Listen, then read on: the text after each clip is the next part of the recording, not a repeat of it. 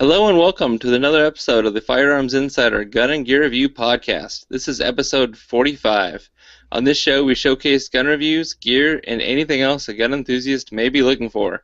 We strive to evaluate products from an unbiased and honest perspective. I'm your host, Ryan Cross from the Firearms Radio Network, your source for broadcasts for shooters, hunters, and gun enthusiasts. Bandwidth for this episode is brought to you by Action Target. Today I have with me once again the one and only TJ. Thanks for joining me. Hey, thanks for having me, Ryan. My pleasure. What did you do in guns this week, TJ? Not a whole lot in guns, but I guess in kind of carry. Been looking for some inexpensive flash. I just lost you. Did you pull your microphone? There you I'm go. sorry. Yep. Yeah, I accidentally hit the mute button. Anyways, I've been looking for some inexpensive flashlights to kind of have around the house and all that, so it's not necessarily gun stuff, but carry kind of stuff. Nice. Yeah. Well, I've been carrying a lot because I have been reviewing inside the waistband holster this week, so it kind of required carrying a lot more often. And I've been enjoying carrying it kind of externally in a little satchel bag, man purse kind of deal. For the summertime, so I can wear lighter clothes. But I've been really enjoying this holster, so I'm looking forward to talking about this review today. Other than that, playing musical handguards with ARs, switching them around. I'm actually selling my 6.8 SPC upper and reloading supplies, just getting out of it completely. It's a great caliber, but I'm looking at all the things I want, all the things I have, and I really haven't shot it all that much, so I found somebody that wants to take that off my hands at a good square, even price for the both of us, so I'll be able to buy the upper for that Lone Wolf G9 and be set to go. There you go. That's pretty cool. Yeah.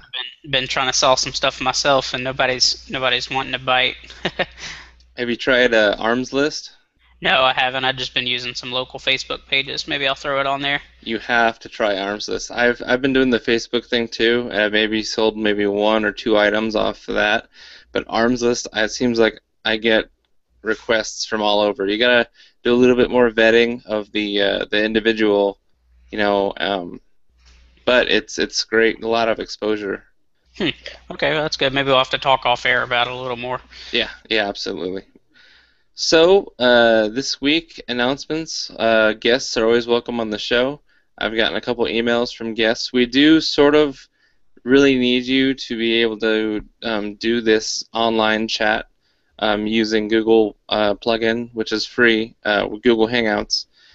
So I've had some people that are interested in writing for the Firearms Insider and the Gun and Gear Review podcast, which is okay, but it'd be a lot better if you were able to come on the show as opposed to me read your written review out loud. So if you have a computer with a webcam and a microphone, you're all set to go. So if you're interested in that, just send me an email, cross@firearmsradio.tv, and we can get you set up. I know that two guests that are a little bit more frequent that were listeners, Chad Wallace and Glenn Jerome, they both really enjoy coming on the show. So I think it'd be great to have a show just of 2 or 3 reviewers and let them kind of do most of the talking. That's what we want to do, get more community involvement going on. So Yeah, there's and that. if you guys are scared to start or don't know where to start, it's really easy. All you gotta. I bought a microphone upon Jake's suggestion, but I think most computers have them built in for if you just want to try it the first time. But if you want to be a regular, might invest in a $20 microphone or something like that, and after that, all you need is a Google Plus, and you're good to go. So it's pretty easy process. Yeah, absolutely. So let's announce the winner of the GlockTech Mic holster with VersaCord. Been doing this giveaway pretty much all month. Gave you guys lots of time to send in your reviews, and the winner is Outlaw4002. This is the iTunes username, and his name is Miguel Garcia. And he left us a 5-star review. He said, "Hi, my name is Miguel Garcia, and I have been listening to your show for the past 4 months or so. I started at the beginning and finally caught up, and this will be my first review. I really enjoy your podcast and all the info you put out as it helped me with many decisions and purchases. On the episode, you talk about 9mm carbines designed for Glock. I have been wanting the Kel-Tec Sub 2000, but was also considering the JRC carbine, the Just Right carbine. I would like to hear y'all's opinion on the Just Right carbine and also the Roni platform as well. Thank you guys for all the info you bring and keep up the good work. Please enter me in the drawing for the Glock trigger guard holster. I carry a Glock 19 without a holster tucked in my pants anyway, and would love to try this out. Thanks again, guys. So thank you for that review, Miguel, and congratulations. And I got your email. I will communicate with you and figure out a way to getting this holster to you. And I wanted to thank all the other people who left us a review on iTunes. It really helps the show. And as always, stay tuned for more giveaways because we almost like giving away free stuff as much as we like getting some stuff. So we'll make sure we keep taking care of you guys. As for the Just Right carbine, I thought we talked about that a couple episodes ago. You had brought that up, TJ.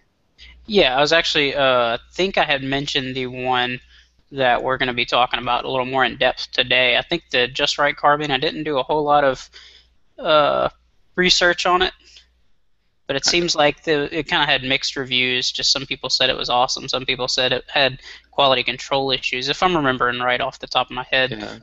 I've seen them, and they look goofy because when I see them in the store, they're not an SBR or a pistol. They just have a 16-inch barrel. So seeing something that takes Glock 45 ACP mags and has a 16-inch barrel, but the gas block is like way in closer, so you've got like a lot of just bare barrels sticking out. It looked kind of goofy to me, but they've got a side charging handle that has a lock open. It seems kind of more like a camp survival type rifle. The Ronis, isn't that where you install it over the top of your Glock and it has a stock? It's kind of like I think they somehow attach to the rail of your Glock, like a full-size Glock pistol, right. And think they have like the stock adapter, or you can just use it with like a single-point sling or something along those lines. But I think, of course, if you put a stock on it without a 16-inch barrel, it's going to be legally would be classified as an SBR, so you'd have to go through the paperwork for that. And I don't believe if you put a 16-inch barrel, I don't believe you can go back to the pistol, if I remember the laws correctly.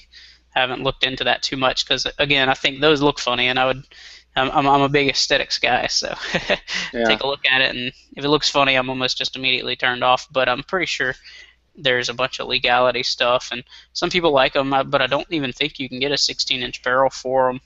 So you'd have to either register it as an SBR or use it as a pistol anyways. Maybe put a 9-inch barrel from Lone Wolf on it or something along those lines, but you're still not to a full rifle. And then I think if you're going to have a 16-inch barrel on that tilting barrel design anyways, it's probably going to be finicky. You'd have to have probably different ammo, different recoil springs, and all that stuff. So they don't seem like as much of a practical option to me as some of the standalones.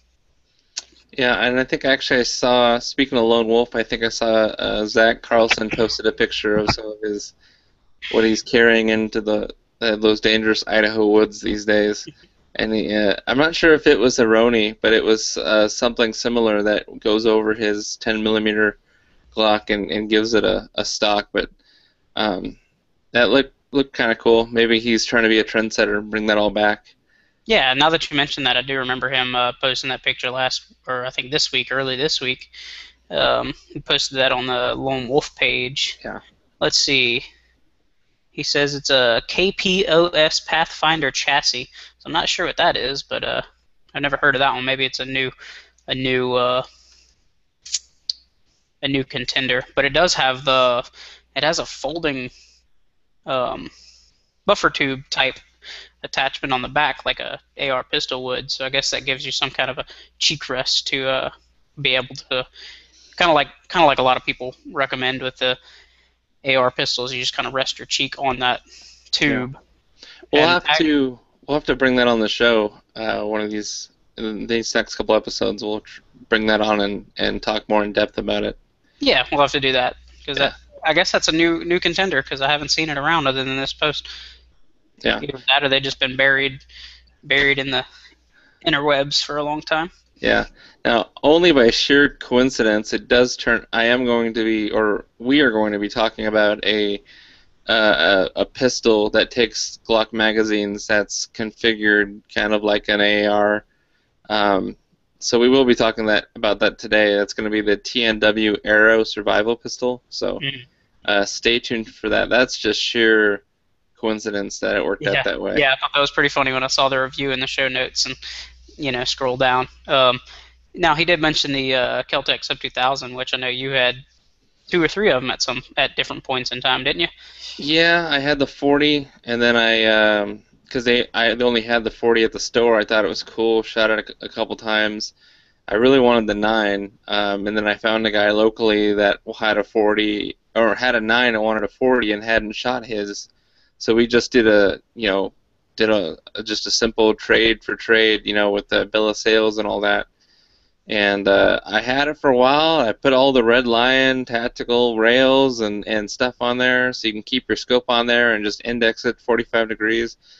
Put a bunch of money in it, then just hardly used it, and ended up selling it and using that money to pay for my 308 Remington 700, which I think was the far better decision because I love that rifle and I use it a lot, whereas that seems like it just awkwardly sat in my safe and was neglected. So they function well. The sights are terrible. The front sight more often than not is misaligned, and then realigning it is a pain in the rear. If it gets too hot, I mean that front blade is just kind of a plastic fiber optic material, can melt. If you were to get one, I would automatically take that front sight off and get a Red Lion Precision front sight replacement. It's all aluminum. It still keeps the retaining function when you fold it, collapse the whole gun. It still has a detent for the ball and the stock, so it locks up. It's a much better front sight. That would be the first upgrade I do right away. But it's not a pretty gun. It felt like a toy to me. How it was just plastic. And just when you unfold it, it snaps together. I mean, it was accurate enough, but it's just, I don't know, the cheek weld, it wasn't as much what I wanted it to be. If you can find one, definitely try it, and if you get it, because they're in such high demand. If you change your mind, you're not going to have an issue selling it for what you paid for, or if you got a good deal on it, making a little bit of profit on it, because it's still highly sought after by people who haven't tried one yet. So yeah, because I used to want one really bad because they were inexpensive, or so they seemed. They I think when they first came out or so, they were somewhere around the 250 range, and 250 to 300, and I think 300 was kind of pushing it, but you couldn't find one for less than 400. Now I think they're $400 to $600 is kind of the usual price for it, and it just doesn't seem worth it to me from the reviews I've heard. Yeah, I think I picked mine up for like 320, definitely under 350. Yeah. I mean, they're fun if you got the Glock mags. You'll have a lot of fun with them, but that's why right now I'm investing in the Glock G9 carbine from Lone Wolf. Yeah, it's 2 or 3 times more expensive than a sub 2000, but I feel like it's gonna last much longer and I get more use out of it because it's an AR platform. The controls are similar. I'm gonna SBR it at some point. But yeah. Anyway, we're kind of on like a roll with Glock or just pistol caliber carbines and pistols. I think we'll just try and keep mentioning them as I find more in my research. Yeah, I think we've about maxed out on the options. They don't have too many options, honestly. Yeah. It's kind of disappointing. Somebody needs to come out with some more innovative stuff. Yep. Well, let's get right into the new product spotlight, and it's going to be a long show because we've got a couple more. Usually we do 3 products. We got 4 this time, and both of our reviews. So I'd pause the podcast, go grab yourself some popcorn or a snack and come back, because this one might get closer to an hour and a half, 2 hours. I'm estimating. So the first product I wanted to bring up this week is actually Pendleton safes. They are a really high-end and nice gun safe. They have three models that feature a Lazy Susan on the inside, which instead of stacking your guns kind of haphazardly and having scopes rubbing up against each other, and every time you pull a rifle out and in, it causes wear. Also, if it's a tactical rifle, it takes up more space than just a bolt action to that scope. Using this Lazy Susan, you can get more guns in your safe and then easy access to each one. You just rotate the whole system around and grab what you need. It also has shelves for your pistols, so the grips kind of hang down, and the barrels point toward the center of the Lazy Susan. So for both rifles and pistols, it seems like a great safe. And depending on how much you're willing to spend and how much storage you need, you can store a lot of guns. There's one model, I think it's a kind of more of a prototype, but they're working on one that can hold 144 handguns, just because each one of these levels has 18 spaces for a handgun. So if you have 8 of these shelves, 8 times 18, 144. Yeah, I don't even know that it's a prototype. I think it's all in options, because the way the safe is, it's got like a center post that rotates, like Ryan said, on a Lazy Susan, which kind of, if you don't know that term, kind of the rotating spice racks, that kind of style. And I think, would you say it can fit up to 8 of these smaller racks, or you can space them out more to fit two? You can fit 2 levels of AR-15s, and I think like carbine length AR-15s, I believe, or maybe even the rifle lengths. I'm not entirely sure, but I think you could fit something like 30-something, 40, AR rifles. So it'd be really good for like a police department or something like that, or a local range or organization that has a lot of rifles, maybe competition rifles and stuff like that. They do advertise up to 130 guns, which is obviously dependent on the options, because you can get, honestly, I think you could configure it to where it holds no guns and just use it for valuables and cash, whatever else you need it to, and then just depending on the options, if you have larger guns or longer or different large handguns, just because they have I think the handgun storage system is kind of neat, because it's like these slots in the plate. So if you imagine like a keyhole style cut in a circular plate, and then the pistol, I think you just kind of drop the grip through the circular part of the keyhole, and then it rests over the back strap, and the barrel rests on the shelf itself. So it just kind of hangs below. So it's not something you could like reach in, get a firing grip, and pull it out, but it does hold them in a pretty good manner. Yeah, and I mean, what if you have a gun that does not have like a beaver tail, or I guess they got a picture of some single action revolvers that are sitting in there and they're firmly held. Yeah, well, I guess honestly, I'm not sure how the revolvers would work, because securely at least, I guess, because the slot is thin enough to where the cylinder might not be small enough to slip through. But they also offer shelves that have half of it as a pistol rack, and then the other half is just a flat shelf. So if you have a larger, like they show, like looks like a big old hunting 44, 460 kind of revolver, and then an AR pistol, just if it's too big to put in the handgun rack and too small to put in the rifle rack, you can just lay it on the shelf itself. So that's pretty neat. Well, oh yeah, one of the other features I completely forgot about until I just happened to notice it just now looking at the catalog.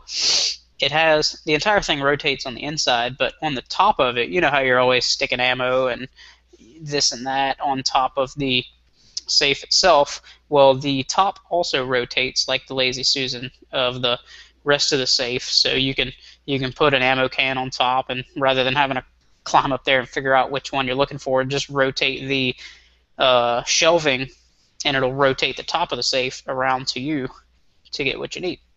Nice. So the rotation, those look like it works from a electric motor, so that plugs in. Yeah, that was something I didn't kind of thought was a little odd because you would imagine it'd just be easy enough to just spin it around if it's on some good enough bearings. You'd be able to just spin it with your hands, like at like the display racks at Walmart if you're lucky enough to have Walmarts that sell firearms in your locale. But the switch seemed a little slow and loud. It was loud surprisingly from the videos that they did on Gun Blast. But other than that, it seems really good design. Yeah. So they're all made in the USA, which is a big deal for safes, and it's actually made inside of a manufacturing location that makes bank safes. So they use the same materials, the same bar stock. They've got a really nice color catalog and a nice deep color that they apply to these things. And then they can also put graphics on them too. In the show notes, I've got a picture. There's one that's got kind of like an outdoor survival hunting type decals that are wrapped around the whole thing. Yeah, they have. I didn't notice on their website where you could buy the decals, but I imagine it's probably somewhere buried in the catalog. But in the catalog itself, they do have a few safes Yeah. with their options, and they have one that's got like an African safari kind of. It's like some vinyl screen prints or something like that that just stick on. So it's pretty neat. You can liven it up for the gun club or however you feel like.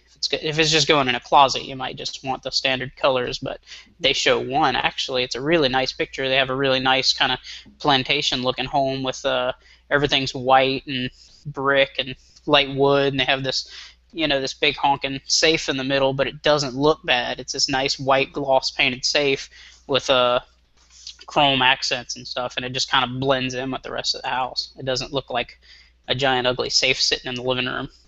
Yeah. This would be like the coat check, but for guns. Like if you had a lot of friends that came over, it's like, can I check your gun, please? And then what's your number? And then rotate the lazy Susan. Okay, here you go. So you have to hire a gun valet, is what you're saying. Yeah, exactly. Sir, sir, may I clear that 1911 for you? Yes, thank you very much. You could start a service, Ryan. Here you go. So they don't have any carpet lining on the inside. So their reasoning behind that is that carpet holds moisture. So instead they replaced it with a bright white metal shelving with rubber grommets. So it cuts down on moisture on the inside. And it also makes it brighter. And they've got LED lights on the inside, but having that metal painted gloss white really makes that light bounce around and illuminates the safe very well. Yeah, I was actually going to mention the lighting. A lot of companies, what they do is they offer a upgrade kit to add lighting, but this one comes standard, I believe, with full interior lighting. You can see from the front to the back, to know which direction you need to turn to get to the gun easiest and all that stuff, which access to the firearms actually looks incredible. In my opinion, the way they did it, like I think Jeff Quinn from Gun Blast mentioned, you're only ever going to have to take one gun out to get to anything, because unlike some of the other safes where you might have a 30 gun safe, well, the one rifle you're wanting to shoot today happens to be behind the other 29 guns, so you have to take them out and, like he said, lean them on walls and prop them in corners and all that before you get the one out that you need. Well, this one, the way it staggers them, you might have to take one out to get to the second row of them, but that's it. So I think that's pretty awesome. That's one of the main selling points, I believe, is that you wouldn't have to, fight with clutter, I suppose. Yeah. As for fire rating, they actually take a pretty unique stance. Basically, it's kind of educational. They tell you that fire rating is kind of deceiving, and that it's not really true across the board. Every single safe rated by the same independent study and tested the same. So really, how some safes are rated, it might be an hour of 1200 degrees. Well, that's how long it took a piece of paper inside the safe to start to warp and to crumble and to disintegrate. Whereas paper doesn't really retain heat, but aluminum and metal and wood, all those things retain heat much faster. So within that hour, your guns are going to be taking damage, whereas that piece of paper is probably fine. So basically, what they say is they don't really mention a fire rating. However, every single Pendleton gun safe comes with a lifetime warranty, and that's actually posted right on the inside of the door. So, and each safe has a $50,000 fire insurance policy.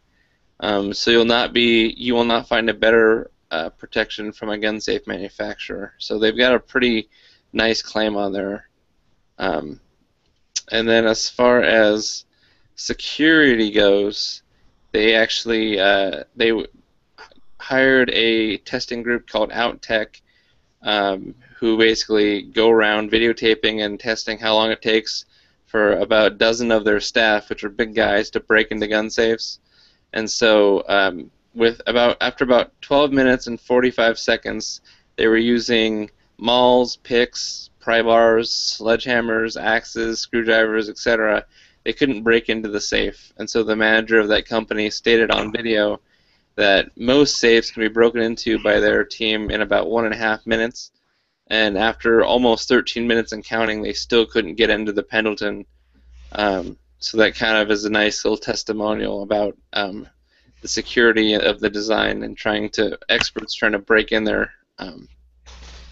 Yeah, that's pretty impressive because if you think about it, even if they are well equipped, no thief is going to want to spend 15 minutes trying to break into your safe. If they can't move it or get into it within a few seconds, they're just wanting to kind of get in, smash and grab kind of thing, And they do actually, in their catalog, they have a picture of a nickel, it looks like, that's kind of jammed in between the door and the sidewall, and it's just kind of jammed in there. It's not inserted in there, so it kind of shows you that the door gap is so small that they can't even fit that nickel through it. So you imagine you couldn't get anything in there with a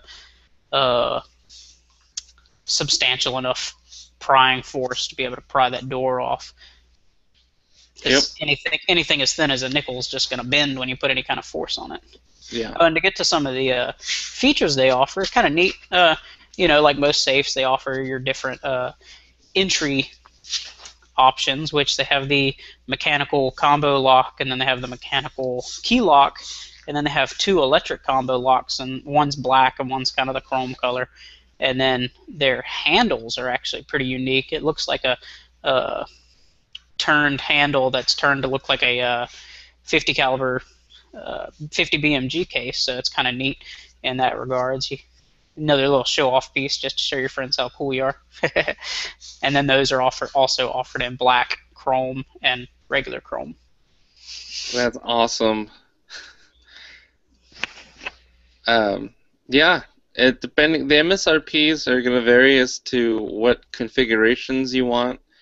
I think the Bishop or the Knight, I think I saw a price tag of one model configuration of close to $7,500, so $7,500. Definitely, I mean, it's not the most expensive gun safe that I've come across.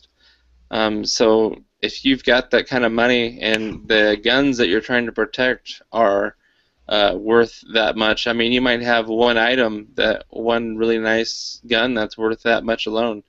So this would be an investment that'd be well worth it for you, and just convenience. I hate having to dig into the safe and stack everything against the wall. I wish it had a lazy Susan in there.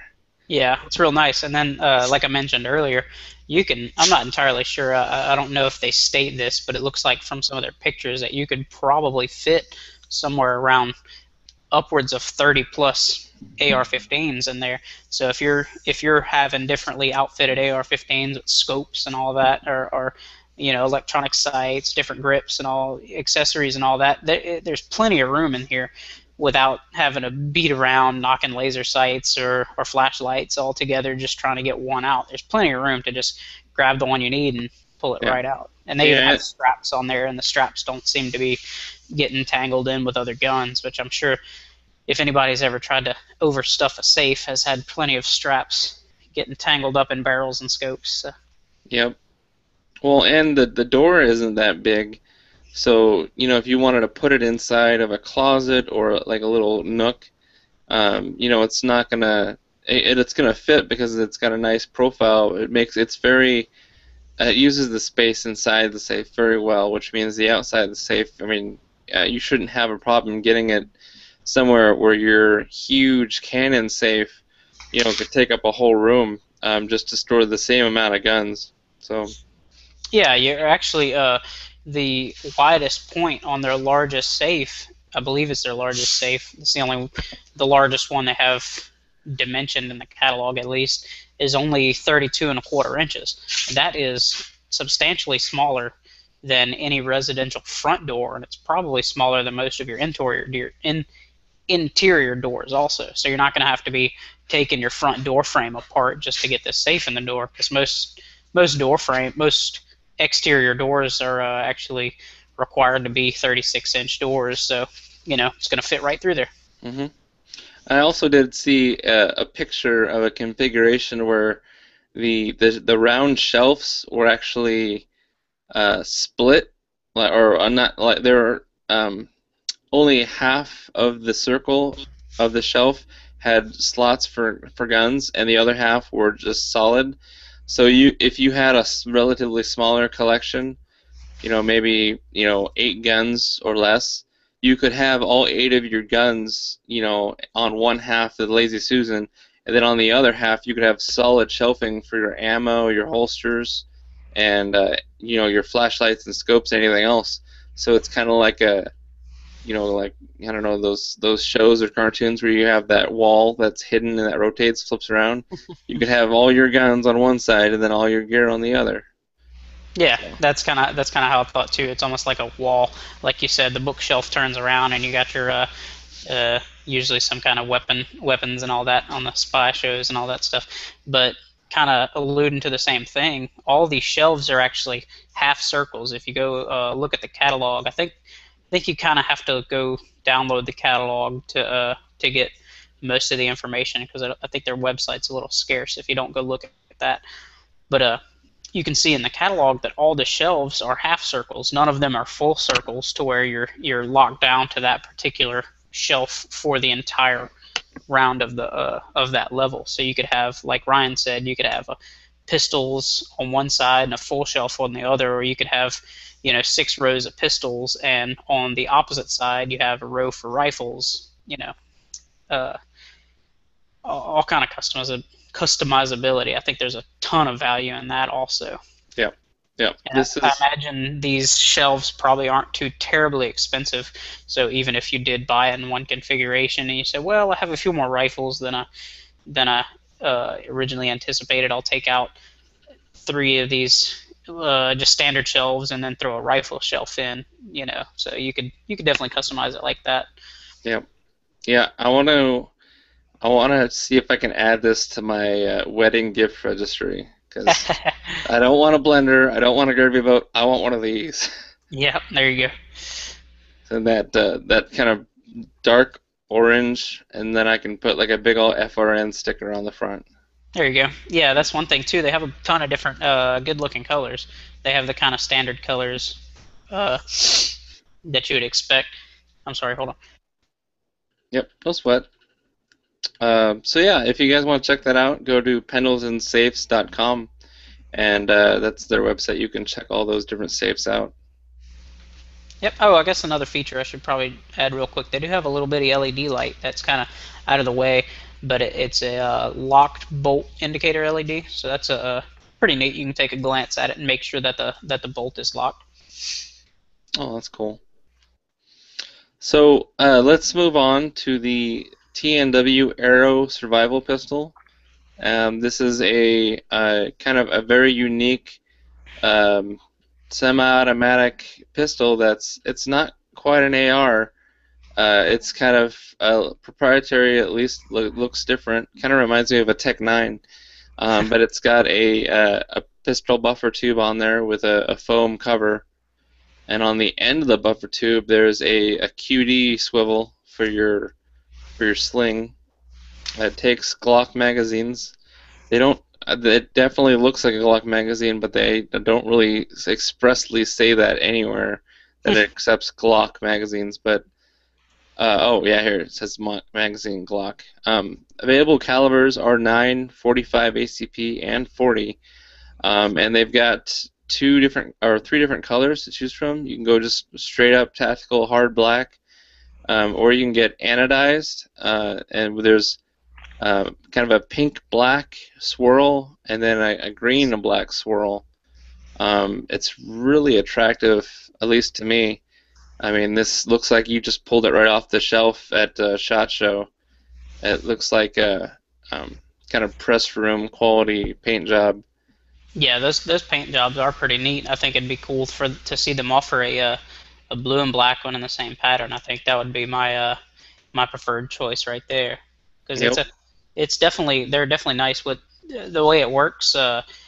You can, I think, with, if you're looking at the product online, there's kind of like a little barrel shroud, I suppose, up front. It's just a little bitty piece. It's not like a full, uh, like an AR-15 quad rail or anything, but it's just a little barrel shroud that sits forward of the receiver. And what you can do is unscrew that, and I think you have to pull the bolt back to like a certain level to kind of relieve some pressure off the barrel, and then you can break that little barrel shroud nut loose to unscrew that, and then pull the barrel out the front, and the bolt comes out the front, and then you throw a new bolt and barrel in there, and you can change your caliber. And then I believe if you're going between 40 and 9, that's all you have to do. But if you're going between 9, say 9 and 45, you have to take the receiver apart a little bit and swap that out to fit the larger magazine of the 45.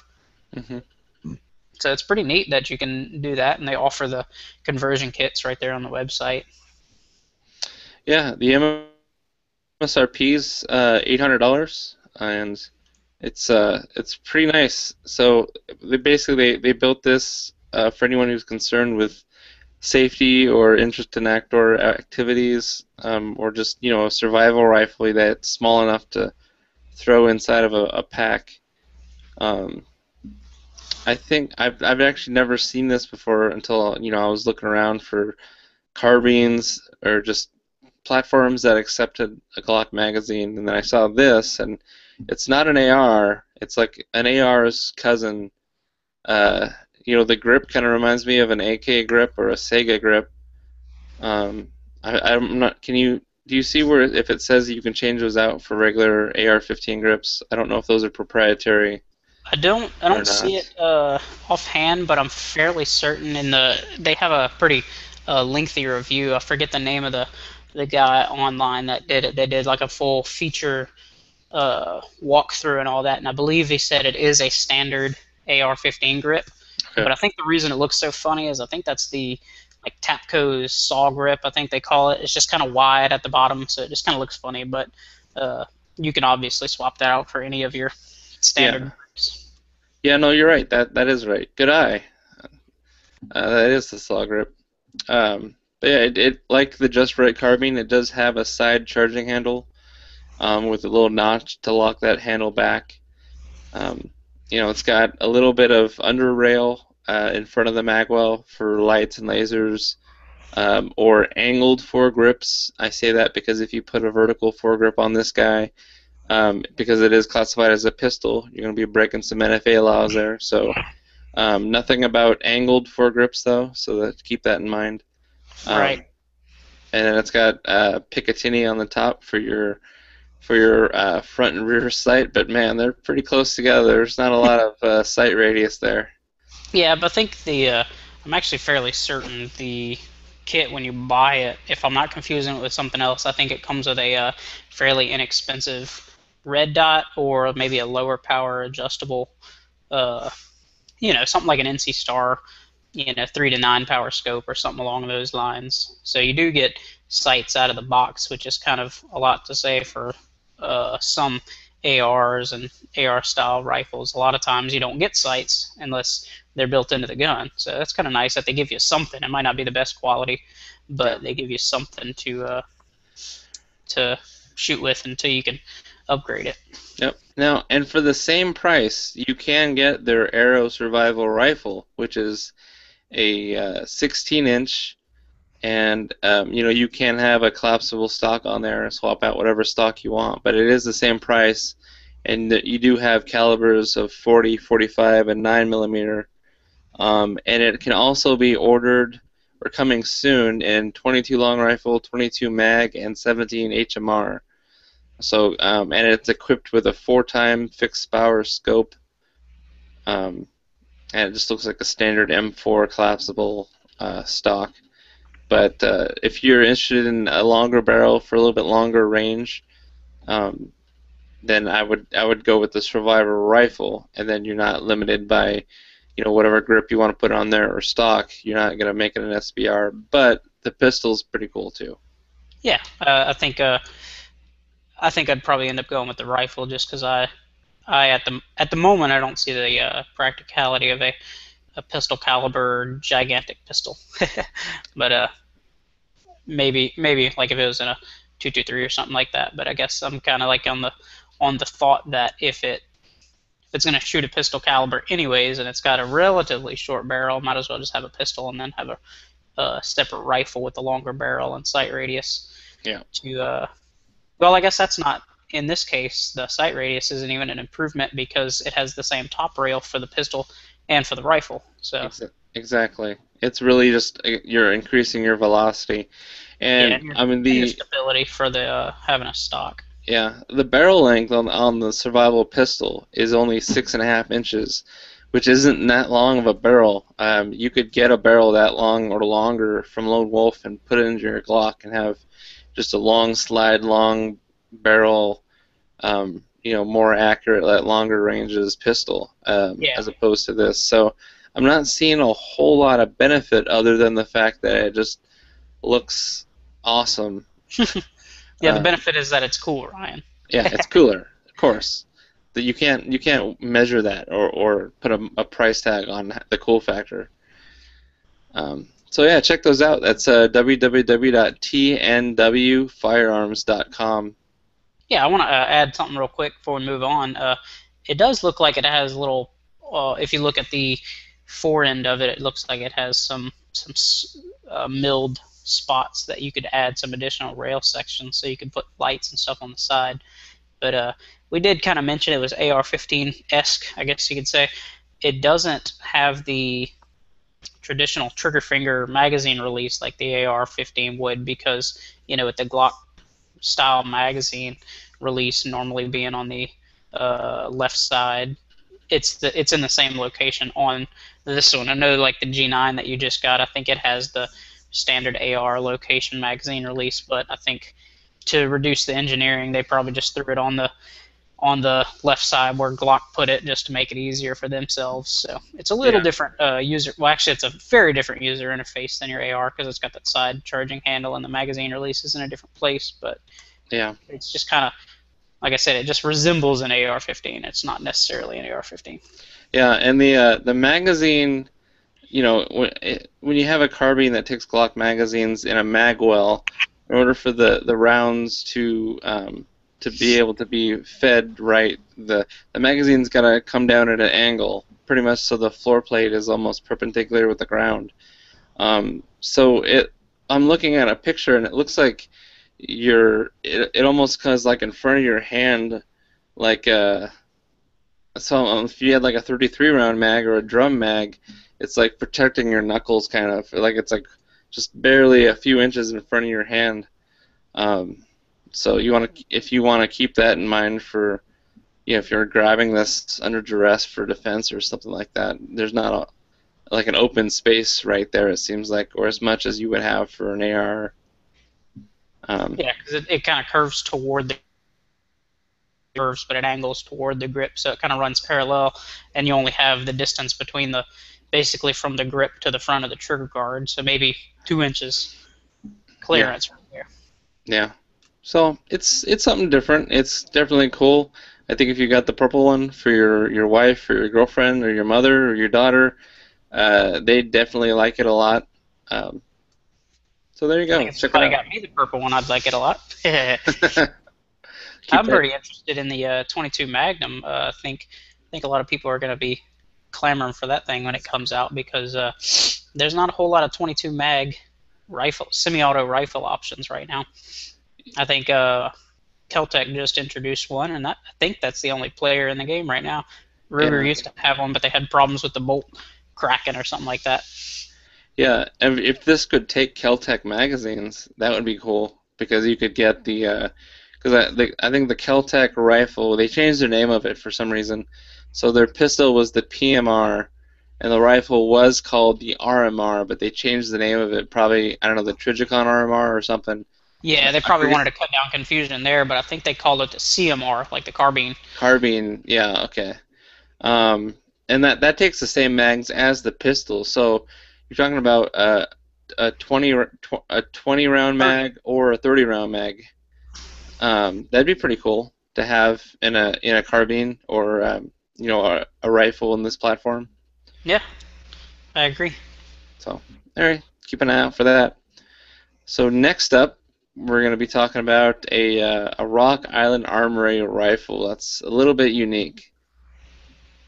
So yeah, so this one's kind of the complete opposite of what we just talked about. It's a bolt-action rifle that has a uh, unique cartridge, but it's I guess it's pretty similar. It's a pistol caliber rifle, but what it takes is the 22 TCM, which I forget the acronym right now. I'm pretty sure it's just the guy that invented its name. But what the 22 TCM is, they basically, essentially, it's a 9mm neck down to a 223. So it's kind of the along the lines of a 5.7 kind of form factor, but not. It's got more powder, more room for powder and all that. So I think out of the pistols, it's pushing something like 2,300, 2,400 feet per second out of their 5-inch pistol. But this is Rock Island Armory's rifle version. I guess they just decided, or not version, but offering. I guess they decided if they're going to have a pistol in this round, they're going to do a companion rifle. So what it is, it's like a really nice looking, looks like a really nice looking traditional hunting rifle in their 22 TCM. Yeah, it's a 40.5 inch overall length. It's unloaded. It weighs 6 pounds. It accepts their 5 round magazines, but you can also get 17 round high capacity magazines for it. So I think it's intended for varmint hunting. In fact, yeah, it says so in the description. So I mean, 22 caliber 223, those do really well on varmints. And this 22 TCM is no slouch. And with the velocity coming out of the barrel, we're looking at 2,800 feet per second. 28,000, that'd be a lot. Yeah. 2,800 feet per second. And being able to take a 17 round mag, you'd be able to put down quite a few ground squirrels before you had to switch to another magazine. So you could shoot a lot with this in a small amount. You wouldn't be struggling as much with a rifle with a box magazine that's in like a 17 caliber or something like that. So I'd say that the caliber is still fairly new, and that if you own the pistol, you're the target market for this rifle because you've already got the mags, you're already familiar with the round, maybe you're already reloading for it, maybe you have a bunch of it stocked up. This seems like this rifle has got your name on it if you've already got the 22 TCM 1911 that they offer. Yeah, you could have a kind of companion piece to that, and if you wanted to be hunting with the pistol, you could do that, or you could hunt with the rifle. It's kind of an odd, it's a brand new cartridge. I think they just introduced it last year. Yeah. So for 2013 SHOT Show, I think they introduced it. So I don't think anybody is offering ammunition for it yet, but I actually remember in Jake's interview with Arms Corps, they own. Sorry, I just drew a blank. Rock Island Armor. Yeah, there we go. I think Arms Corps owns 4 or 5 different companies out of the Philippines, and they own Rock Island. And if I remember right from Jake's interview with them, Arms Corps does have their own ammunition manufacturing there. So they are, I think, really pushing it. They're not waiting for, say Hornady or Remington or somebody else to make their ammo they're pushing it themselves. And I just actually looked up some ammo prices on one of the ammo search websites, and it's looking like between 41 and 45, 50 cents a round. I guess the top end's kind of 50 cents a round, but they're all arms core ammo, the same exact ammo. So it's not like it's gonna hurt to buy the cheap stuff at 41 cents a round versus the 50 cents. It just depends on who you feel like giving your money and how much you feel like giving them. So they have a case of 1,000 for $415. So it's not, well, that's about $60, $70 more than you could get a case of 223 for, right? If I'm remembering correctly. Yeah, around there. Yeah, so it's not too terribly boutique to where, it's not like actually I looked at 41 Magnum ammo for a family friend today, and that stuff's $1.50 a round almost. So it's not so obscure that it's that expensive. Yeah. So if and one more thing we didn't mention is the trigger weight that's on there, and it is adjustable from 4 to 6 pounds. Okay. Yeah. So if that's something you're interested in checking out, go on to us.armscore.com. Go to rifles, look up the TCM 22 rifle. They are taking pre-orders right now, or you can find a retailer and wait till they get it in. Yeah, I think I think you did mention that. I just kind of spaced for a second, but they are just taking pre-orders right now. So they ought to be hitting the shelves pretty soon, though, I think, from their literature. Yeah. So next up, we're just going to take a look at the Law Tactical AK, or it's pronounced accuracy rear sight, but they kind of they spelled accuracy with an A and a K. What it is, it's a rear sight for an AK-47 or AK pattern rifle, but it's actually got a dovetail that's cut into it to allow you, the user, to replace with standard small slit rear sights from pistols. So if you've got a favorite pistol sight, you could actually place it onto your AK and kind of adjust your sight picture so you don't have to be stuck with the same old iron sights sight picture that the Russians wanted you to use. Hey, so, Ryan, just to interrupt you real quick, I think you worded that a little differently than they did on the website. It says it allows you to replace the standard small slit rear sight with a wider pistol rear sight. I think you worded it to where you'd be putting a slimmer one on there, but like Ryan mentioned, it's a pistol rear sight adapter, I guess you could say. It is, it uses the same leaf and everything that the AK would use, except it's just got that dovetail cut in, so you could put, I think it's designed to take Glock. Yeah, it's designed to take Glock sights, but there isn't one included. So I think the advantage they're talking about is that your standard AK sight, and they do have a comparison on their website. If you go to lawtactical.com, they show the standard leaf sight where you don't have that much space between the rear leaf and the front sight. But if you put your big wide Glock rear sight on, you have a lot of space for a faster target acquisition. Yep. So I've got actually an AK sight here. So you're gonna want to take off this I don't know what you call it. It's got a plunger on it, and that's what you adjust up and down. The elevation adjuster, yeah. I guess. Yeah. Good. So then you take this and replace it with the accuracy rear sight, and then you're gonna want to put this back on by depressing the plunger and just sliding it from the front rearward. I think it's kind of cool. I know that people that are usually drawing lines in the sand as far as, oh, the M4 is more accurate than the AK and this is why, and blah blah blah. I think that this helps to alleviate some of the flaws that contribute to the AK-47's reputation for having more poor accuracy. Is just the original sights. I don't know if there's enough contrast, but it's just a tiny little slit. There's not a lot of sight that gets around the front sight into your eye, and this is just how they did it in the old days with a lot of warhorse rifles. So a lot of people, that's why they switch to optics, because you don't really want to depend on this. Of course, they're not really proficient enough to get used to it. But this would allow you to swap it out for maybe you've got a favorite set of Glock sights that you like using on your pistols. You could put them on your rifle. And I see like if you're into tritium night sights, if you could find a tritium front post to replace your front sight and then put a night sight rear sight on this, then you could have an AK with night sights on there.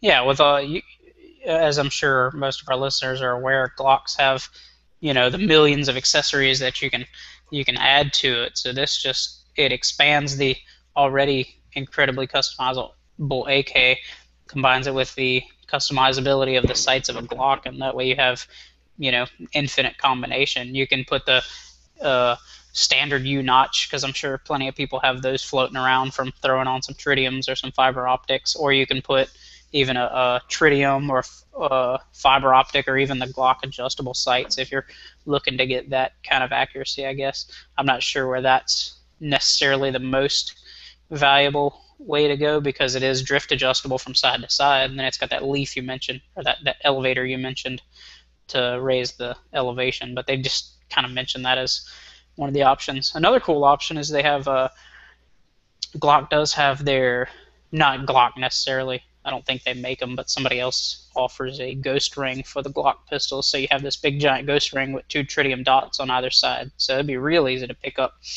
your rifle sights that way. Yeah, I'm really glad that you mentioned that, because that's the first thing I thought of when I saw this is you can put a ghost ring sight on here.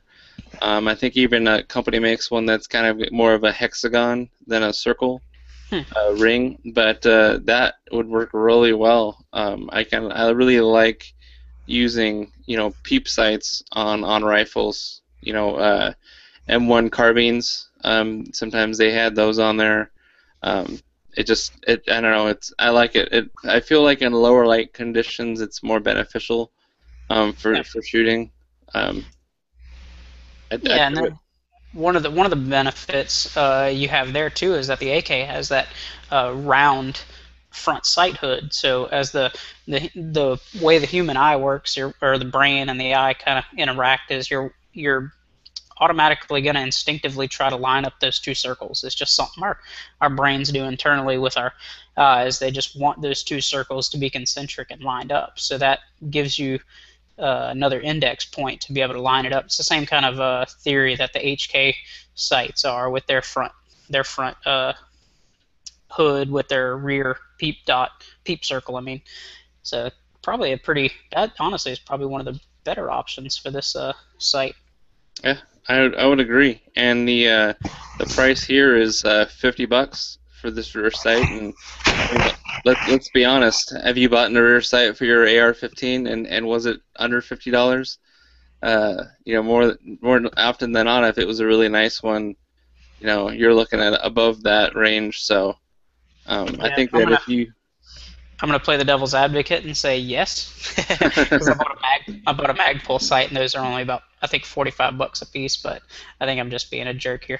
Oh, yeah. Well, I've got the Magpul ones too, but I mean, if you're an AK guy, this might be something that you're interested in. If you're a purist, probably not. But I think it would be very interesting to get this just to put a ghost ring sight on there to see how well it performed.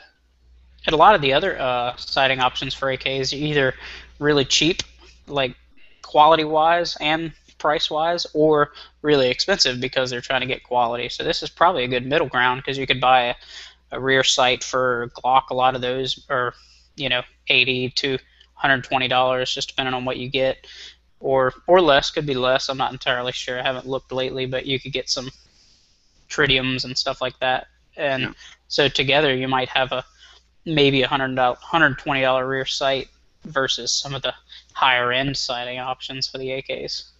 Yeah, that'd definitely be cool to try.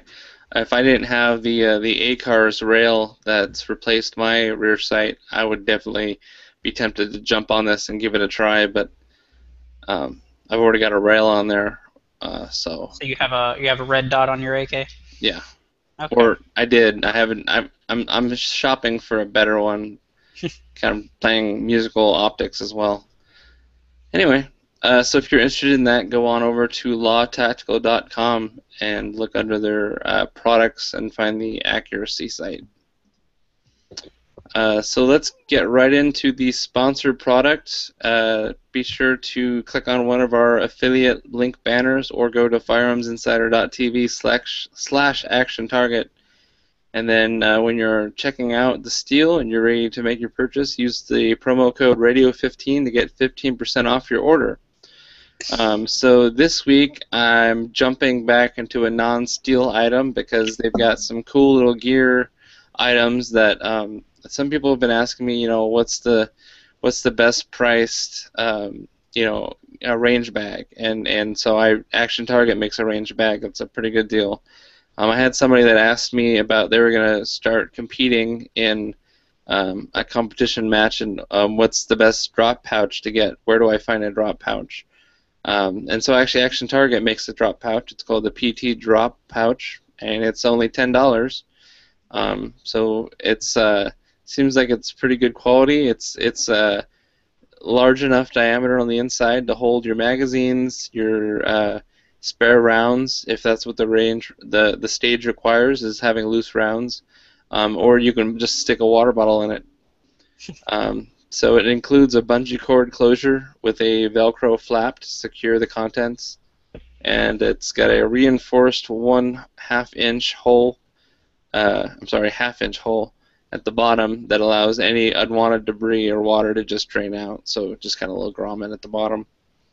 And it can be mounted to any belt or rig for easy access. So for $10, I think that's a heck of a deal for a utilitarian drop pouch.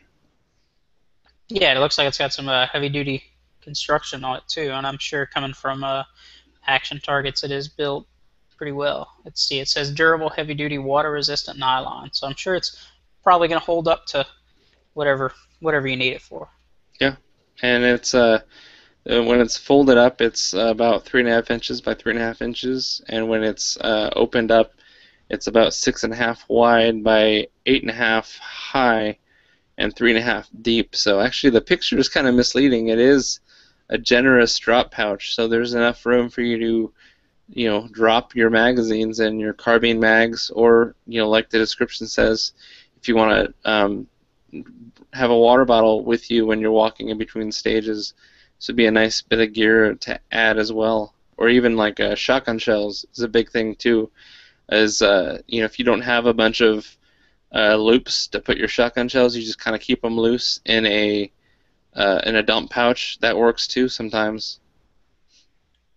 So if you're interested in that, go on over to store.actiontarget.com. Go over to gear, and under bags and cases, you'll see the drop pouch. And don't forget to use the promo code radio15. So now we're going to get into our main topic, the panel reviews, and I'm going to let TJ go ahead first. What do you got for us today, TJ?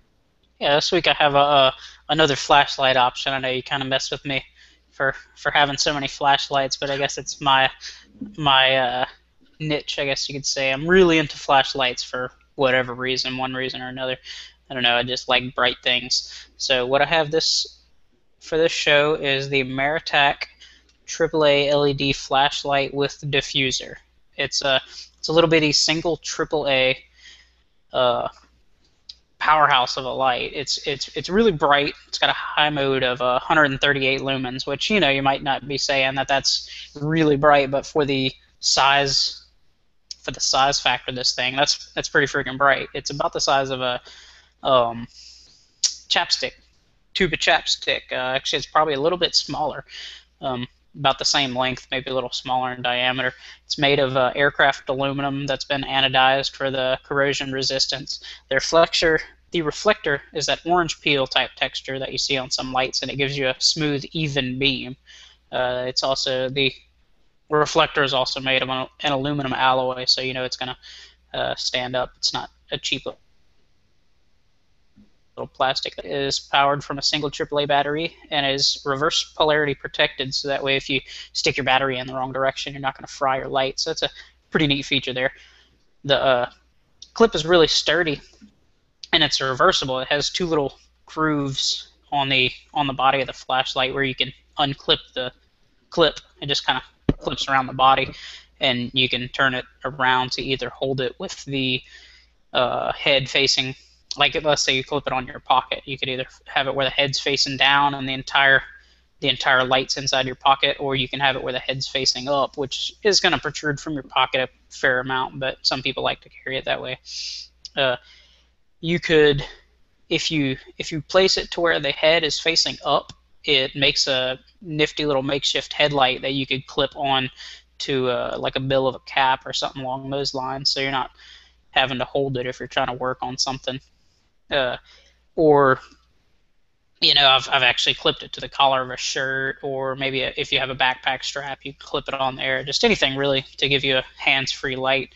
There's also a low-profile lanyard ring on the tail cap end, to where you could throw a lanyard around that and hang it on your keys, or just have a lanyard so you don't drop it in the woods or something like that. It's got the 3 brightness modes, which is high, medium, and low. To power on the light, you simply tighten the head, and to switch between the levels, you just twist the head off and back on within like a half a second or something along those lines.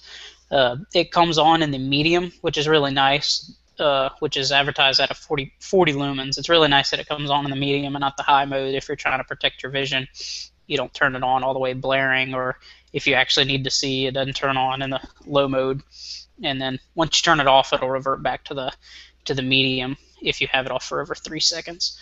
The package comes with some extra O-rings and a glow diffuser. The glow diffuser is really neat. One of the things I really like about it, it slips over the end of the bezel end of the flashlight, and it kind of spreads it out like a lantern would. So if you're trying to use it, if the power's out and you're trying to use it in a dark room, you can just set it down on you can put it on the tail stand on the coffee table or something like that, and that way you have a nice diffused light for your entire living room.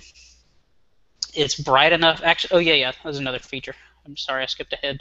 The diffuser actually glows in the dark, so you could charge it up for a few seconds. If you have it under if you're trying to preserve your night vision, you could put the diffuser on, turn the light on full blast, charge it up for a few seconds under a coat or in your pocket or something like that, and then when you pull it out, you have it glows really bright. The diffuser does, so it's this really bright green, so you could use it to navigate a map or read stuff, or even if your night vision is adapted, you could actually use it pretty well enough to navigate a room in the dark.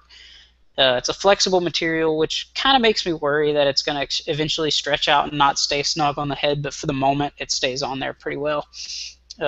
All in all, it's a great little light for carrying in a pocket. I would recommend it to anyone that wants a small but incredibly functional utility light. So I have my 8 key points here. The claim to fame is that it's tiny but amazingly bright. The target market is anyone that needs a small light, and as I've said before, everybody needs a light because it's going to be dark at some point. Features and benefits are that it's small, bright, it's got a twist user interface, the diffuser is included, it's got a strong reversible clip, a lanyard loop, AAA battery powered, 3 brightness modes, and the diffuser glows in the dark. And actually, one thing I forgot to mention in the written review is that the head of the flashlight has this little embedded, I think it's an O-ring to keep it sealed up, but the O-ring actually glows in the dark too. So if you have the light on and you turn it off and set it down, you can see a faint little green glow, so you can find it in the dark. The other aesthetic options available, it's only available in black in this particular version, but they do have previous models. They call them revisions. This is the Rev 3. They have the Rev 2 is a little dimmer. I think the max output on that one is somewhere around 100 rather than the 138 or 48 of this one. But those come in stainless steel, a polished stainless steel, and a copper. The copper is actually pretty cool looking, but it's only available in the Rev 2 version, and I'm one for bright lights. Went with the black. Let's see what others are saying. Zombie Squad user, which is a forum. His name is Vicarious Lee. He says, so after 6 months of using this thing clipped on my left pocket every day, even through power outages at work, I can say it's pretty awesome. So it's got some pretty good reviews out there. The MSRP is $28.75, and its availability, you can only get them from CountyCom. It's a website I've talked about before.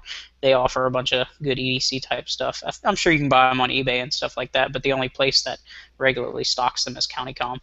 So for my rating, I gave it the pluses as a tiny, bright, and reversible clip, and my negative, not necessarily a complete negative for the product itself, I don't particularly like the twist user interface. I prefer a click button, but being that it is so small, it's probably going to end up in your pocket. So I guess the click would be a hindrance because you'd want it would be prone to turning on in your pocket and causing what some people in the light world call hot pockets, which is kind of funny. But so I gave this an overall score of 8.5, which is great. And it's so small it can just drop right in your pocket and you can forget about it till you need it. Sweet. Yeah, that's cool. Yeah, well, thanks for doing that review. Yep, no problem. This week, what I'm reviewing is we're going to call this, what are we calling these kind of reviews? The firing line? Yeah, it's something we kind of threw around internally for the Firearms Insider, calling them the firing line reviews, which are kind of, I guess, I don't know. Why don't you go ahead and explain it? Basically, they're reviews that the manufacturer has requested that we do testing and evaluation. That's how a lot of reviews work. But having just us started out, a lot of the items that we reviewed were things that we had already purchased and owned, whereas this is something that we're not doing out of our own interest because it's something we own. It's something that a manufacturer has sent us for request for review. So, but we want to make sure that in those situations we provide that feed, let you guys know right off the top that it's a firing line review. It's provided by the manufacturer, and in no way is that affecting the review. That they're sending us some stuff that we didn't have to go out to the store and pick up. That the review is still going to be not unbiased and really just straight to the point and objective. And so this is going to be one of those. So this is called the Bentley Comfort Holster, and it's made by a company who goes by the name of Comfort Holsters. So pretty easy to remember. So this is what it looks like. It's a full Kydex holster, and it's got these leather tabs on the left and right hand side. So unlike a traditional holster, it doesn't have a leather backing. Instead, it has a gel layer that's been wrapped in suede, and that's what goes on the back of the Kydex, and that's the part that's actually touching your skin or your hip when you have this inside your waistband. So it is an inside the waistband holster. So basically, Comfort Holsters, they are making the claim that this is the most comfortable holster known to man, which is a very bold claim. And at first reaction, I was just kind of like, well, I've got holster A and holster B, and I've got plenty of inside the waistband holsters that I've used. I've carried for long periods of time, long enough for the leather to kind of warp to my curves, and feels, I've gotten accustomed to the feel of carrying them, and so I thought that they were pretty comfortable. And so when I first put this holster on, I put it in the position that I usually put holsters, which is about like a little bit rearward of 3 o'clock. If you're looking straight ahead, that's 12 o'clock, probably in the 3 o'clock, 3:30 position. Whereas this holster, it didn't feel good right there. It felt like it was bulging out of the side of my waistband, and that it was printing more. So I moved it back to about 4 o'clock and 4:30, and then all of a sudden it was like, whoa, there's the sweet spot. That's where this thing's supposed to be carried, at least on my frame. So I carried it around for a couple weeks to work and things like that, and it's a really comfortable holster. The gel, like just like an orthotic for your shoes, like an insole. The gel is pliable and it kind of just molds to outward pressure.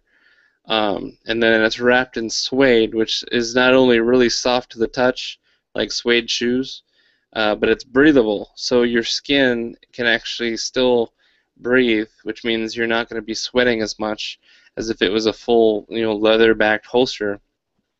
So I didn't realize how comfortable this holster was until the point where I had worn it for a full day, 9, 10 hours, and then had a lot of movement that day as far as walking around and doing different things. So when I got home and I'm getting ready for bed, that moment when you take out your inside of the waistband holster and it's kind of like a big relief, like a big moment. Your skin can breathe, the sweat that accumulated can kind of, the air is hitting it, it's wicking it away. That, pink impression that's on your side in your skin can dissipate. I didn't have that with this holster. So it didn't occur to me how comfortable it was until I pulled it off and was like, wait, I could put this back on and go another 8, 9 hours. Like, that's how when I noticed the difference. I didn't feel it just by putting it on. Because of my, I'm just kind of like, oh, well, yep, putting on a holster, I can feel it. But as the day went on, and I didn't really notice it as much, especially sitting down. I'm a graphic designer, web designer. I sit down at a desk for 8, 9 hours a day, and then I come home and I podcast. So there's some more time that I'm sitting down and then driving. It's important to me to have an inside the waistband holster that's comfortable when you're sitting. A lot of times having an inside the waistband holster that's got a big round leather paddle on the back, that's, when you're sitting down, that can pinch kind of your kidneys. You got to kind of really get it in the right spot. Whereas this was really comfortable when sitting. In fact, I hardly felt it at all. So a lot of engineering went into this holster. It wasn't like just, hey, let's make a holster and put some gel and some suede on there. The design of it as well is kind of what makes it unique. So it's asymmetrical, meaning that these leather tabs on the left and right side of it, the forward tab is longer than the rearward tab, and the rearward tab actually is a double layer of leather, so it's got extra rigidity. So when you put this inside your waistband, because of the rigidity of the double layer and how short this rear tab is, they call it the cling tab. It actually helps to pull the holster inward so that the grip is not sticking outwards or just straight with your body. It's sucking the grip of your pistol in toward the contour of your body around your back. So that's what helps it theoretically with decreasing printing, because a lot of times when you see someone printing, it's because you can see the grip of their gun poking into their shirt. So that's one innovation that's built into this holster to help reduce printing, is by having this cling tab rotate, naturally the way that it's when you put your belt through, and angles that grip backwards. And then the front is just a single layer, and it's a little bit more flexible, so that can follow your belt a little bit more naturally. It is adjustable. So the cling tab, or the rear wing, has 2 spots for adjusting the cant, or the elevation, or the seating depth of the holster. So 2 positions, and the front has 3 positions. One thing I did notice is that when I have my Smith & Wesson M&P C in here, I did wanted to have this gun sit a little deeper into my shorts, so I adjusted it accordingly. If you look at the clearance that's in between the rear belt clip and the grip of the front strap of the pistol, there's not a lot of room there. So when I'm reaching down to grab my pistol, I'm actually pinching my fingers in between that clip and the frame, or of the grip. So when I started to actually wear down the skin on my fingers when I adjusted the holster this way, and I was doing some dry fire practice, just practicing lifting up my shirt and drawing it from the holster. I was actually scratching my knuckles up on the edge of this clip quite a bit. So, and I don't have big sausage fingers necessarily. So, if you got bigger fingers than I do, you're definitely going to have an issue when you have it like this. So, I would recommend keeping the rear clip in the lowest position to help give your fingers more more clearance.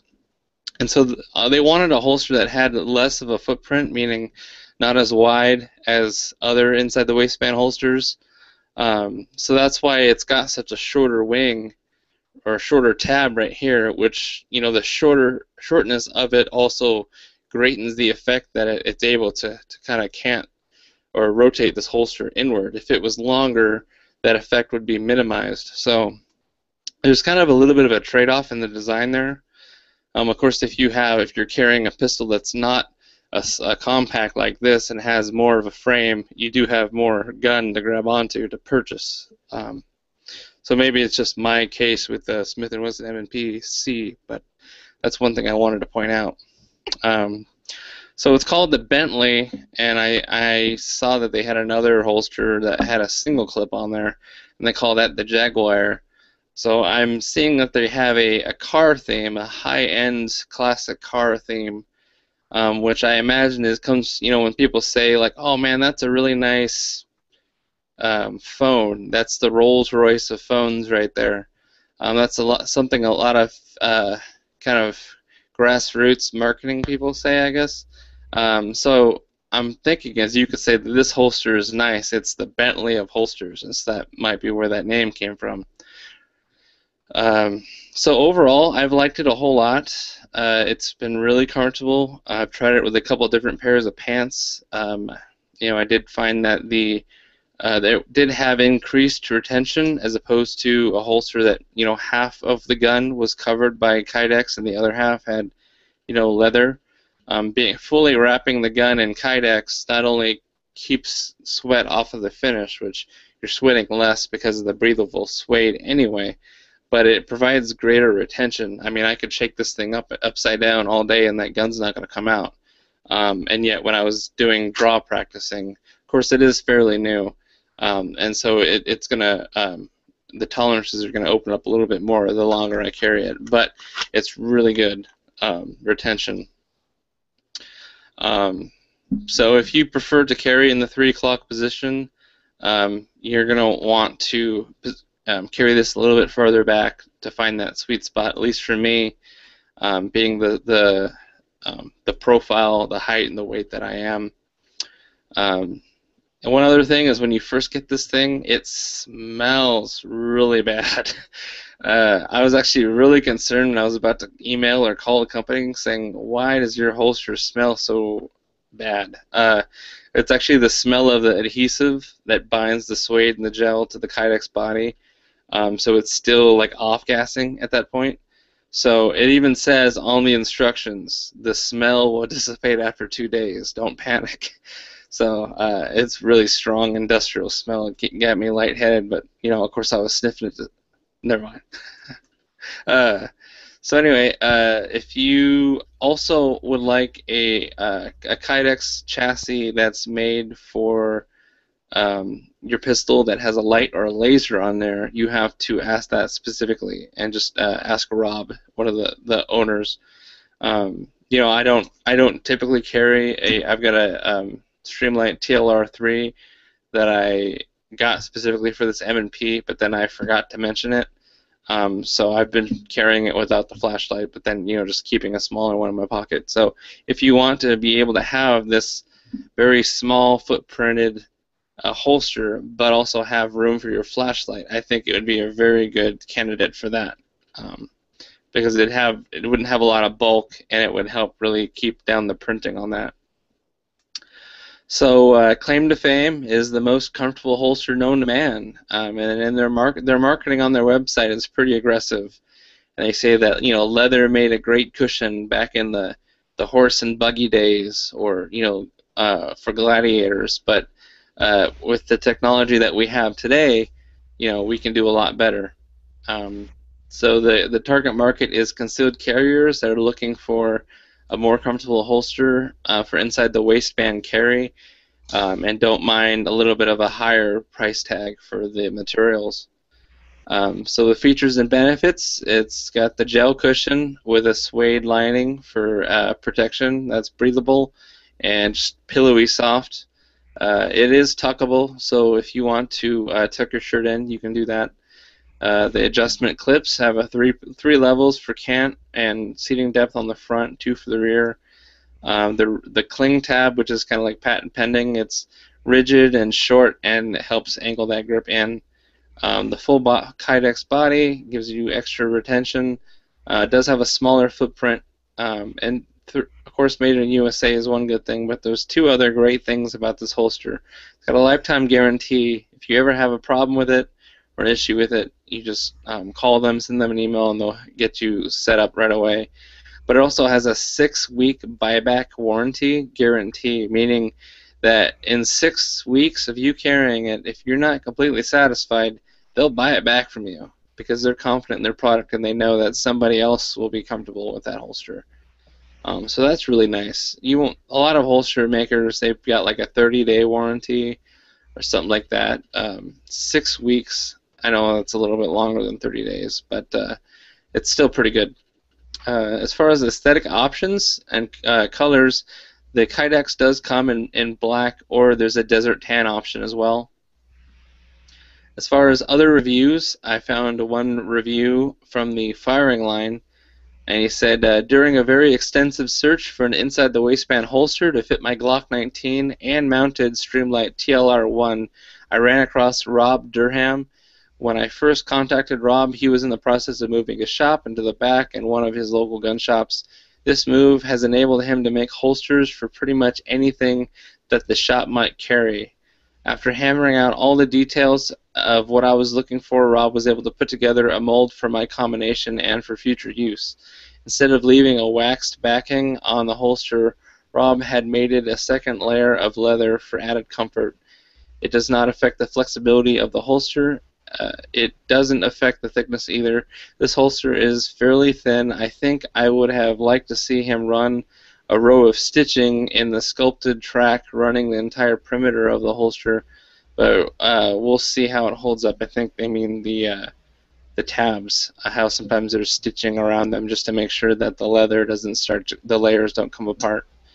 But we'll see how it holds up in the long run. The holster is set up for an adjustable ride height and or cant. The holster features a sweat guard. As of right now, there is not a combat cut option like other holster makers like Crossbreed offers, but I have a feeling it will be added features soon in future holsters. It does not affect the draw, but would be a tad more comfortable on the first grab. I can agree with that as well. After playing with the cants, I finally decided on the front clip all the way to the top and the rear clip in the middle position. At 3 o'clock, it provides a slight camp and makes the weapon print a lot less. It's directly on the hip. You'll notice in this position that it squares off the side. I also noticed a bulge around the pocket. This position is not okay while seated. The grip and sweat guard tends to push into my side in this position while seated. And that's, what I noticed as well until I moved it back. And usually I don't put holsters that far back because they've got the big round paddle on the back, but because this has a smaller profile, it's got more room to move backwards on my belt. So the price point is $125, which is it's high for a holster. It's not. It's right up there with some higher end compacts and crossbreeds. I think might come a little under that, but it is very comfortable. Something that's unique to the market right now.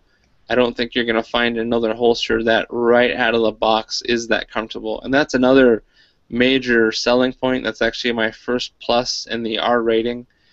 It's got a no break-in period. Most holsters, especially inside the waistband that have that leather backing, say, hey, wear it for X amount of days, let it break in, let it conform to your body, and then that should solve any discomfort issues you have.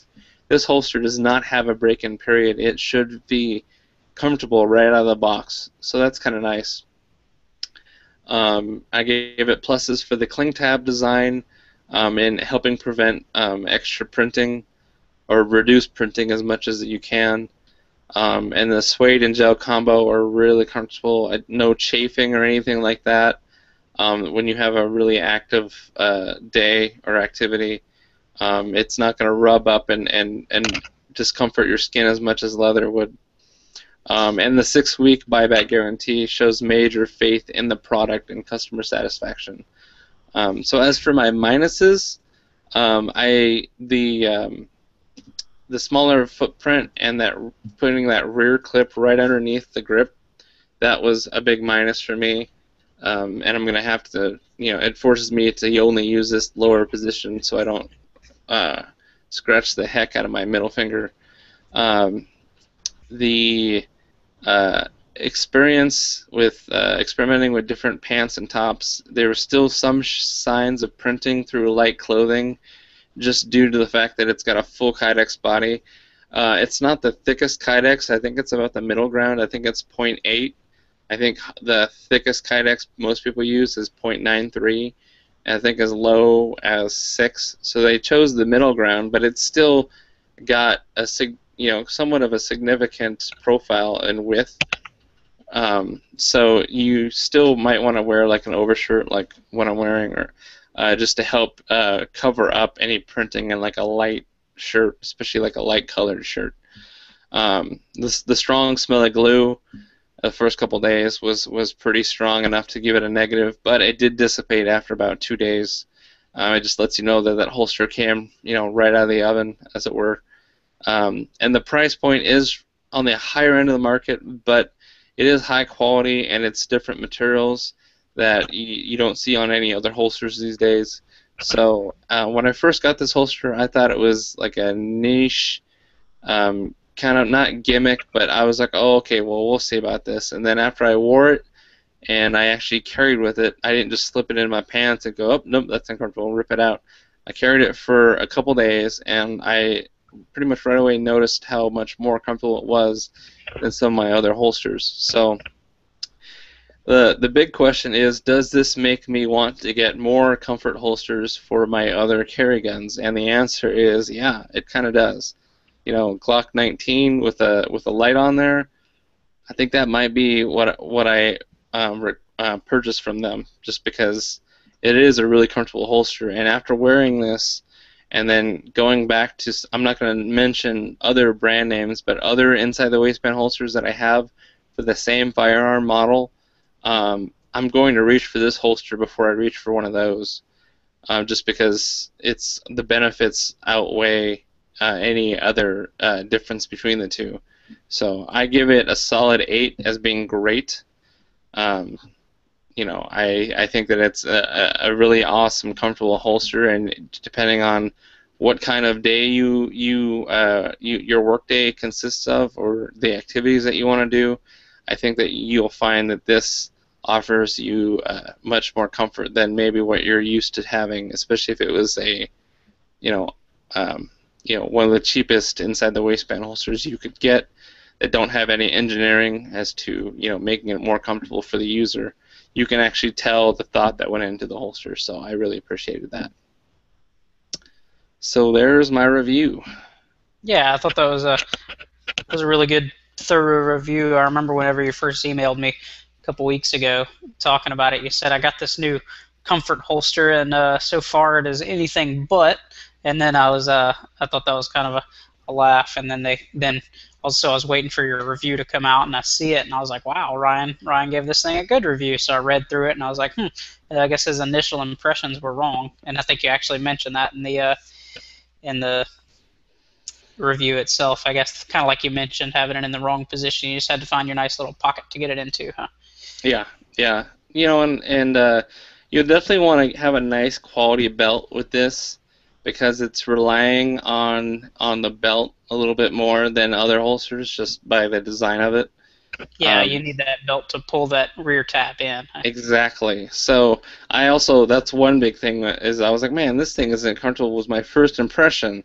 And then I thought about it, and I was like, well, let me go out and get a better leather belt. So I did that, and then I adjusted the position a little bit rearward, and all of a sudden it was like, snap, oh man, that's way better.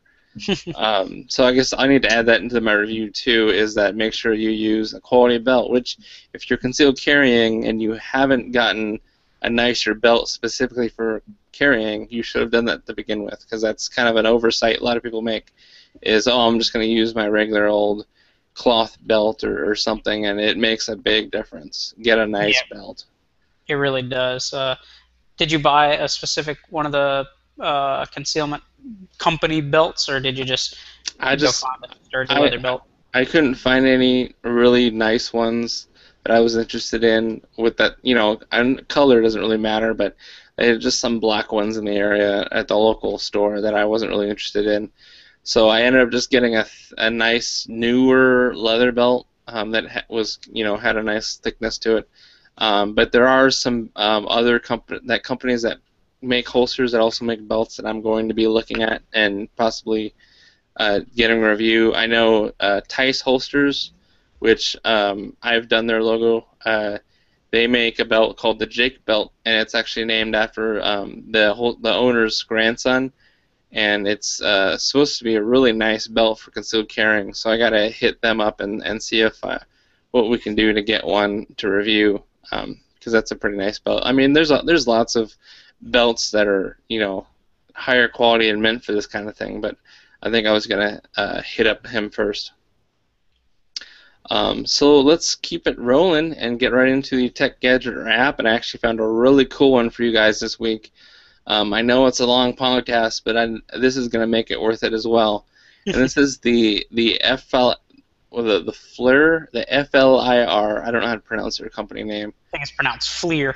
The FLIR 1 thermal camera iPhone 5 case. Yeah. So what this is, it's a case that has a camera in it, and you slide your iPhone into the case, and then you sync the thermal camera in the case with your camera on your iPhone 5 or 5S. Those are the only two phones compatible with this at the moment. So you sync those two together, and so what it does is it takes the thermal image and then it overlays it with the image that's taken from your phone, and you end up with a very high or a higher quality thermal image than what you would usually get with a regular thermal scanner. So like it takes the lines and the details and the contrast from the photo and overlays them with the thermal image, and then you get a lot more texture and detail with it. Yeah, that's something you don't really see too much with thermal imagers. That I mean, not many people have a lot of hands-on with them. I would imagine, but you see them in video games and movies all the time, and it's usually just kind of a blobs, which I thought this is a really cool feature, that it takes your image and lays it over so you can see defined doors and all that, but with your heat lines that you would see. Yeah, it's pretty brilliant and awesome. Yeah, I was actually, if I had a iPhone at this point, I would have been cursing you for putting this in the show notes, for forcing me to spend $349 on a thermal imager. But luckily, I don't have an iPhone, so I'm going to save that for whenever they come with a standalone or a Android version. Yeah. So it lets you see in total darkness and through smoke. Observe invisible heat sources. So it's got like, if you're looking in a house and you're inspecting for maybe where some poor insulation is, or if you've got some wiring in your walls that's done incorrectly, you can actually see the wiring through the wall, see the heat coming off of the wiring from this camera. Or if you go outside and point at your house, see where that heat is escaping your windowsills or your door jams. There's also the much more casual use of just playing hide and seek with people and finding them in the pure darkness just by their heat signature. There's also a bit of artistry involved. They've got lots of filters that you can change the thermal mode. So there's white hot, and then there's black, positive and negative modes. So there's a little bit of, they say, find the artist in you by creating images, beautiful images, thermal images to share. So it's pretty awesome. I know Richard Ryan already shot one, so that's usually how I find out about like cool gadgets, is that Richard Ryan on YouTube rated our if he's already shot it, that means that it's hot on the market, and he got one and he already put a bullet through it. Nice. I would, unless they gave it to him, I would be too tempted to not shoot this thing. Even if they did give it to me, I definitely wouldn't shoot it because this thing's too awesome to want to throw away like that. Yeah. It's they have a simulator. If you go onto their website, let's see, the homepage is FLIR.com/FLIR1, which is the name of the product. And on that homepage, they have a button that says Launch Simulator, and it starts out in like this kind of garage, and it has these little target points. And as you move it's like a phone transposed onto the picture, and as you move your mouse around, the phone follows it, and it'll hover. If you hover over these little target points, it tells you possible benefits, which I thought was awesome because, you know, first you think about it, you're like, oh yeah, thermal optics. You see, you know, say if you're hog hunting or something like that, you can see them in the brush better at night if it's legal in your area. But then you take this little simulated tour, and the applications are ridiculous. I had never thought of any of these. Like Ryan mentioned, you can see where heat's escaping or getting into your house, you know, during the summer where your cold's getting out, and during the winter where your heat's getting out. But this thing has tons of uses that I would have never thought about. Like, I guess a lot of plumbers and electricians and stuff use them to, like Ryan mentioned, finding wires and pipes, because obviously they're going to be a different heat signature. Your water pipes are going to probably be cooler than the rest of your surrounding walls, or hotter if it's a hot water pipe. Or another thing is, if you have mold in your walls, it's going to be cool from the water moisture in the walls. It's going to be a little cooler than the rest, so you can see potential mold points or water damage and all that. And so it's like the endless possibilities are great. Yeah, and it has its own battery, so it does not drain your iPhone 5 battery, which is probably already pretty limited as it is, if it's anything like my iPhone. Yeah, it's pretty cool. I didn't actually see that. Yeah, and then it charges independently too, so it does not charge your phone. So it's got a separate USB charging port.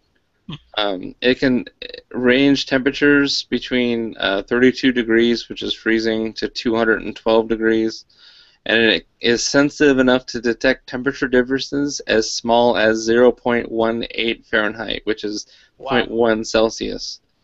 So it uses micro USB, and it's got a wall charger that comes with it.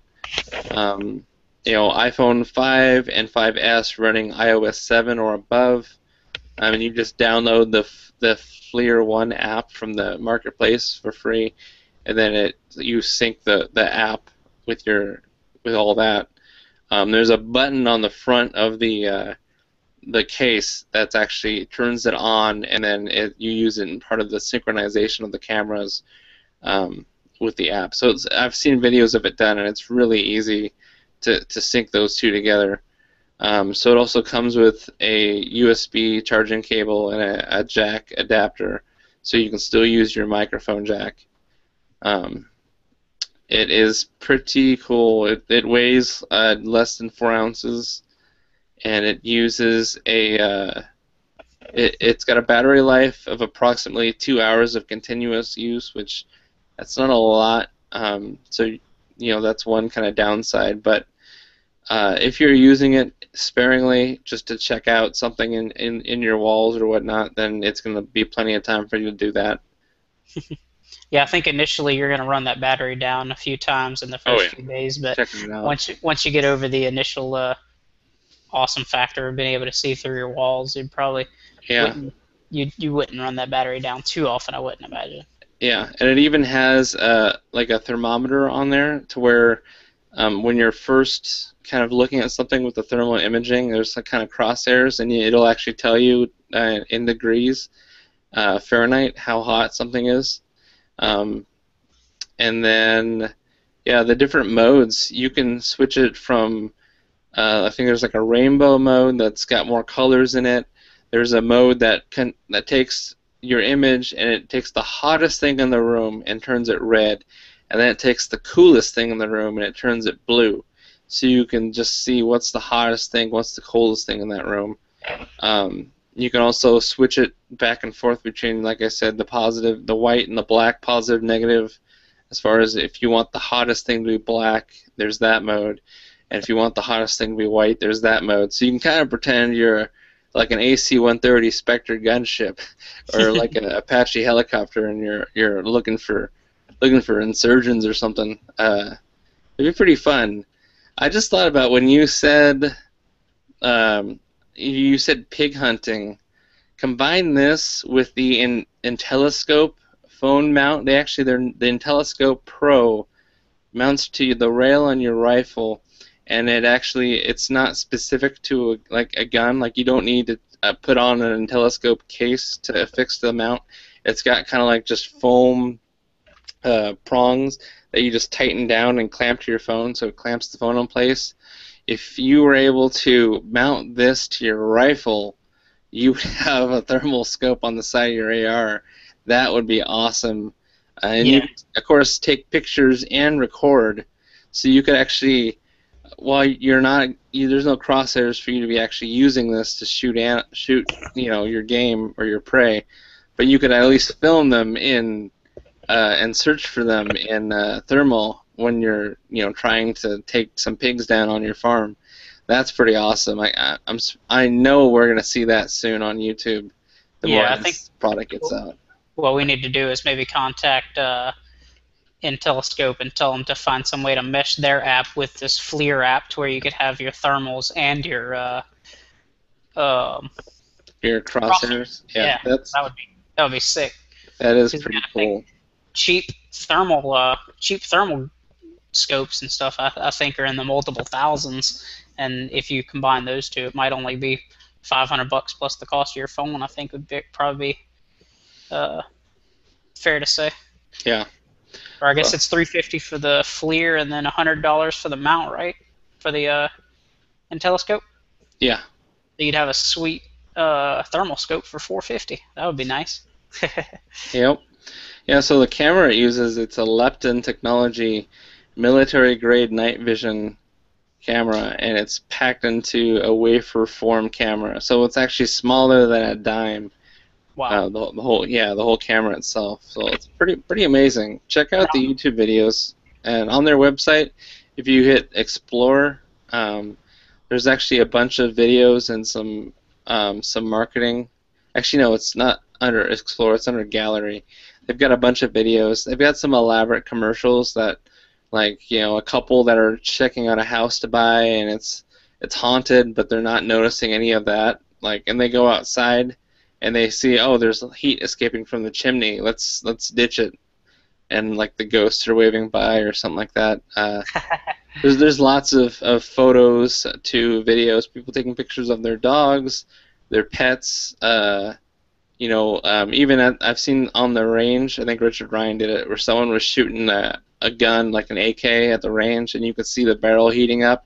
Oh, that would be awesome. The muzzle. So if you own a suppressor and you're letting people shoot your gun, and you're like, hey man, my suppressor might be getting hot, you can actually look at it and see how glowing hot your suppressor is. Probably going to be glowing white hot, because I know those things they heat up pretty quick. Yeah. You mentioned pets a second ago. I'm just going to read this little excerpt. If you go to go to the FLIR One main page that we have linked to, and then click the what did I say a second ago? The simulator. Go to the simulator, and one of the options one of the targets they have, it says it's on a dog. You hover over the dog, and it says you can use thermal imaging to detect where your pet has been, either lounging on the sofa or drinking from the toilet. Thermal is also great for detecting health issues with your pet. Veterinarians use thermal imaging to diagnose your pet's physiological state by monitoring or treating injury, illness, or disease. So that's pretty cool. If you know what you're looking for, if you could find out what kind of patterns would indicate what kind of problems, you could, maybe pre-diagnose if your dog's got some kind of arthritis pain or something like that. I imagine that probably gives off a different signature. Yeah. And all that. So that's pretty neat. You can use these things for diagnosing all kind of stuff. And another thing they mentioned was rodents. If you have, you think you might have a squirrel crawling around in your attic or something, you can look through your ceiling and might see a little nest or something along those lines, because you're going to be able to see it with the thermal. So that'd be really cool. You'd probably even find where they're coming in and block it off and take care of the problem. Just see where the glowing spot is and just 12 gauge the roof, man. Oh yeah, that's a great idea. Just Joe Biden right into the ceiling, two shots. But or you can see where your dog took a whiz on the carpet too. I mean, the being able to see in that spectrum kind of has limitless possibilities. So I mean, I joke about it, but it is really cool. So if you got an iPhone 5 and that's something that interests you, you should check it out. And if it's not something that interests you, there's something wrong with you. Because this thing is cool. Yeah. So, all right, yeah, in closing, check out all the other shows on the Firearms Radio Network, Guns of Hollywood podcast. Give them a listen. It's Sam and Allie talking about their favorite Hollywood films, the guns used in those films. Even if you have a favorite movie and you want them to cover it, just shoot them an email and request a specific film, and they'd probably be happy to cover it for you in an episode. So that's gunsofhollywood.com. Also remember to subscribe and leave us an iTunes review. Send questions or comments to myself, Cross at firearmsradio.tv, or podcast at firearmsinsider.tv. I did notice that some people have been emailing Ryan at firearmsradio.tv. That goes to Ryan Machad, not me. So make sure you send it to Cross at firearmsradio.tv. So there's not that confusion. Anyway, check out all the other shows on the Firearms Radio Network by going to firearmsradio.tv/iTunes, and be sure to visit the Firearms Insider website for more reviews and industry coverage. So once again, TJ, thanks for joining me. Another fun episode. Yeah, it was a good time. I had a lot of interesting stuff on this particular show. That's right. Well, all of them, but this one had some really nice stuff. Yeah, well, I think the next episode I've already got kind of lined out. Should be a pretty good one, too. So looking forward to that. Everybody have a safe week, shoot safe, and catch you on the next episode. All right, see you, Ryan.